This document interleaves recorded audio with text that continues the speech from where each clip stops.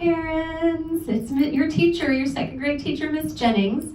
So I know that with math, we often are confused about how the kids are learning math compared to how we were taught when we were in second grade. And so we've started a new topic called addition with regrouping. You might remember it as addition when you have to carry the tens. So that's not actually the language that we use anymore. And I'm going to kind of explain to you the first two strategies that have been taught so that when you're supporting your child at home, you're able to help them in the right way. So here goes the first strategy. This is the very first one we introduced, and to me it's kind of the crux because it's a really good representation of what's actually happening.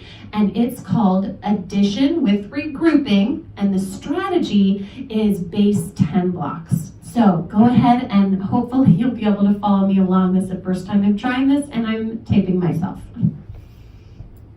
So let's say I have a problem, and I'll do this really big so hopefully you can see. Let's say I have a problem like, oops, I don't want red though, like 15 plus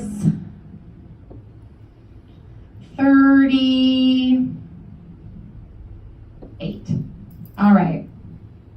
So the first thing I like to do is we'll go to the first number, 15. And with base 10, we have to ask ourselves, how many 10s are in the number 15? So we go to the tens digits and we see that there is 1 10. So to represent that in picture form, we draw what's called a 10 stick. So over here on the side, I'm going to draw a 10 stick. Then I ask, well, how many 1s do I have in 15? There are 5 1s. So I draw 5 circles to represent my 1s. 1, 2, 3, 4, 5. Now I'm going to come to my second number, which is 38. So again, first step is 10s. There are 3 10s, so I'm going to draw 3 10 sticks. 1, 2, 3. And there are 8 1s, so I'm going to do 8 circles. And I like the work to be organized, so we do it as follows. We do 5 in a row, 1, 2, 3, 4, 5. We go to the next row, 6, 7, 8. When you group them in 5s, it's much easier to read than scattered around their paper. Now we've represented both of them with our base 10 blocks. Now it's time to see, do we need to make a new group or regroup our 1s? We sure do, because we have more than 10. So I'm going to start with the bigger number 8.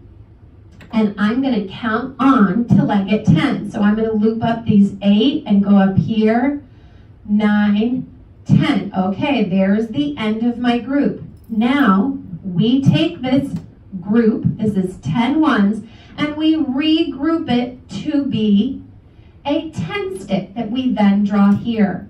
Now I can count up my answer.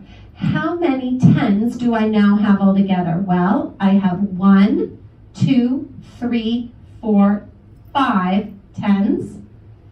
And how many 1s do I have left? 1, 2, 3. And so there's my answer, 53. So that is the first strategy that we did on day 1. Some kids get that one really easily, other kids struggle, but hopefully you can kind of see the board. I see now that it's backwards to you, but hopefully you'll be able to read it. All right, that is the first strategy, base 10 blocks.